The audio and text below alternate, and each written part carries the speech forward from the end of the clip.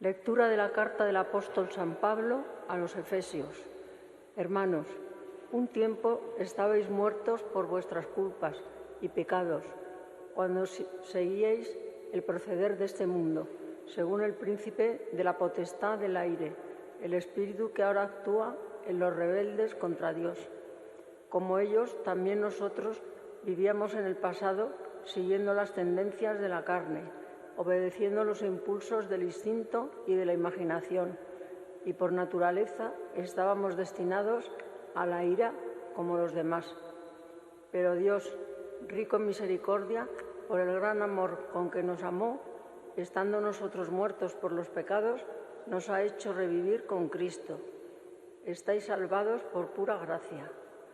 Nos ha resucitado con Cristo Jesús, nos ha sentado en el cielo con Él, para revelar en los tiempos venideros la inmensa riqueza de su gracia, mediante su bondad para con nosotros en Cristo Jesús.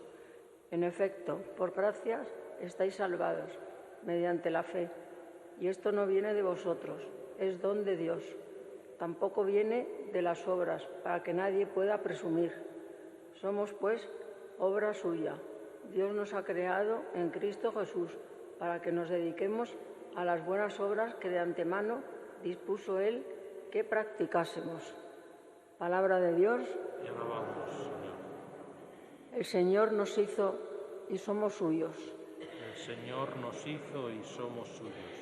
Aclama al Señor tierra entera, servid al Señor con alegría, entrad en su presencia con vítores. El Señor nos hizo suyo y somos suyos. Sabed que el Señor es Dios, que Él nos hizo y somos suyos, su pueblo y ovejas de su rebaño. El Señor nos hizo y somos suyos. Entrad por sus puertas con acción de gracias, por sus atrios con himnos, dándole gracias y bendiciendo su nombre. El Señor nos hizo y somos suyos. El Señor es bueno, su misericordia es eterna, su fidelidad por todas las edades. El Señor nos hizo y somos suyos. Aleluya. Aleluya, aleluya, aleluya. Bienaventurados los pobres en el espíritu, porque de ellos es el reino de los cielos. Aleluya.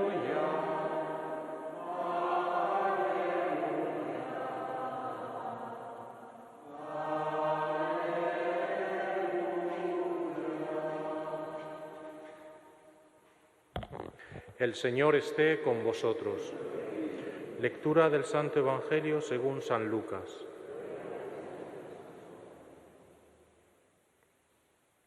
En aquel tiempo dijo uno de entre la gente a Jesús: Maestro, dile a mi hermano que reparta conmigo la herencia. Él le dijo: Hombre, ¿quién me ha constituido juez o árbitro entre vosotros? Y les dijo: Mirad, guardaos de toda clase de codicia, pues aunque uno ande sobrado, su vida no depende de sus bienes. Y les propuso una parábola. Las tierras de un hombre rico produjeron una gran cosecha, y empezó a hacer cálculos diciéndose: ¿qué haré? No tengo dónde almacenar la cosecha. Y se dijo: haré lo siguiente: derribaré los graneros y construiré otros más grandes, y almacenaré allí todo el trigo y mis bienes. Y entonces me diré a mí mismo: alma mía, tienes bienes almacenados para muchos años. Descansa, come, bebe, banquetea alegremente. Pero Dios le dijo: necio, esta noche te van a reclamar el alma, ¿y de quién será lo que has preparado? Así es el que atesora para sí y no es rico ante Dios. Palabra del Señor. Evangelica dicta deleantur nostra delicta.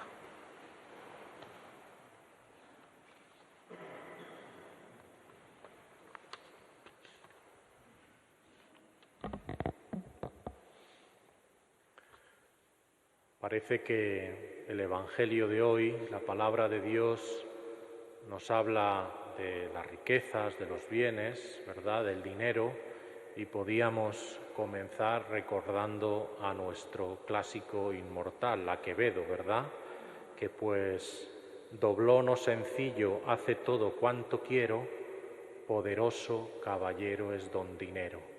Lo hemos escuchado muchas veces.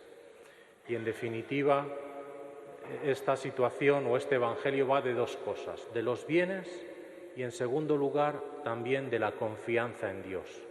Son como las dos claves en las cuales se mueve. Dicen también una de esas frases que si quieres ver sonreír a Dios, cuéntale tus planes. Y es lo que le pasa al rico cosechero, ¿verdad?, que hace sus planes, derribaré los graneros que tengo, construiré unos nuevos, lo pondré todo en el almacén y entonces ya me podré dedicar a una vida relajada, ¿no? Alma mía, descansa, banquetea, diviértete, alégrete. Y le dice la parábola que le cuenta Jesús: necio, esta noche te van a reclamar la vida. ¿De quién va a ser todo eso que has acumulado? Por lo tanto, bienes y confianza están íntimamente mezclados. En este Evangelio, que sabemos, ¿no?, tiene como esas tres partes, ¿no? La primera es esa introducción casual de un hombre que va a reclamarle a Jesús que haga de juez para litigar una herencia con su hermano. Y Jesús en ese momento le dice: ¿quién me ha constituido a mí juez? Pero sí le da ocasión, ¿verdad?, la segunda parte, para darle la sentencia o el pensamiento fundamental, ¿no? Guardaos de toda clase de codicia, pues la vida no depende de los bienes. La vida no depende de los bienes. El Papa Francisco muchas veces también lo ha recordado cuando él recordaba los dichos de su abuela y decía, como decía mi abuela, el sudario no tiene bolsillos, dando a entender que efectivamente al final de nuestra vida no nos llevamos nada. Por lo tanto, los bienes son una cosa necesaria, pero son una cosa relativa. Y finalmente, la tercera parte del Evangelio es esta parábola del rico insensato, ¿no?, cuya conclusión es: igualmente necio es el que acumula riquezas para sí y no es rico ante Dios. Esta es la clave fundamental. Jesús no denuncia el pecado de ser rico aquí. Lo que denuncia en realidad, o el pecado verdadero, es desentenderse de Dios por parte del rico, ¿verdad?, al cual no agradece nada a Dios, no reconoce que en el fondo el Señor nos hizo y somos suyos y que en definitiva lo que también tenemos, las oportunidades, vienen de Dios. En clave de fe y en clave creyente, toda la vida la recibimos de Dios. Y Jesús lo que denuncia, o el pecado que resalta, es ese desentendimiento de Dios por parte del rico. Y en segundo lugar, se desentiende de Dios y se desentiende de los hermanos, con los cuales no es capaz de compartir aquello que tiene, de solidarizarse con ellos, no comparte. Esto, en el fondo, nos lleva a lo que podemos estar viviendo en nuestras sociedades, quizá, que puede ser esa idolatría del dinero, cuando el sentido de la vida se pone únicamente en un disfrute egoísta, solo en la búsqueda del propio placer, del propio tener. Al final Jesús pone sobre la mesa la cuestión fundamental: ¿qué es ser rico o qué es ser pobre ante Dios? Y aquí es donde encontramos esta paradoja del Evangelio, porque ser pobre ante Dios es quien tiene mucho, pero está cerrado sobre sí mismo. Ese es el que es verdaderamente pobre ante Dios. ¿Y quién es rico ante Dios? Rico ante Dios es aquel que comparte lo mucho o poco que tiene y está abierto a los demás. Es así como la riqueza está medida en el Evangelio, que no es un tema puntual aquí. Jesús también tiene otras ocasiones. Recordáis cuando le dan la moneda, ¿no? Y Jesús dice, no se puede servir a Dios y al dinero, en esa clave fundamental de vivir de cara a Dios, utilizando los bienes materiales. Es verdad, Dios, todos buscamos la felicidad y la felicidad también viene por algunas cosas materiales que son necesarias. El Señor no quiere la miseria y la pobreza forzada, quiere que todos podamos vivir con dignidad, con lo fundamental, para poder llevar adelante una vida digna. Eso es algo importante. Y los bienes en sí son buenos, si son utilizados adecuadamente, si son bien compartidos por los demás. En el Evangelio y en la Iglesia, las palabras de la justicia social, la caridad, la fraternidad, el compartir, están puestas en primera línea del Evangelio, porque todos estamos llamados también a poder llevar una vida con suficiente dignidad.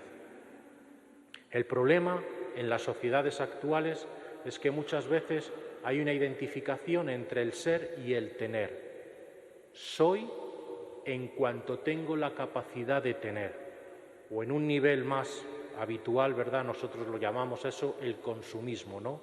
Que en el fondo desdibuja la verdadera identidad del ser humano, porque lo hace una máquina de producir y consumir, sin poder llevar adelante las verdaderas necesidades humanas y plena realización en muchas ocasiones.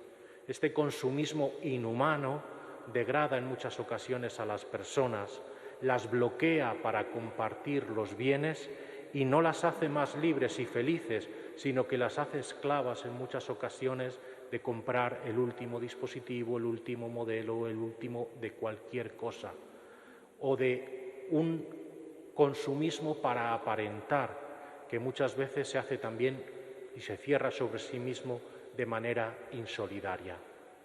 En definitiva, Jesús nos pone hoy esta cuestión de la riqueza y la pobreza ante Dios y esta capacidad y esta necesidad de generar riqueza ante Dios, de ser ricos ante Dios. ¿Y eso cómo se hace? Bueno, pues algunos dirían, como siempre, cuando hemos oído hablar de los pecados capitales, ¿verdad? Habíamos oído siempre decir que contra avaricia, generosidad. Hoy lo podemos repetir. Contra el egoísmo, la avaricia no es otra cosa sino fruto del propio egoísmo que podemos llevar dentro. Para vencer ese egoísmo, la generosidad.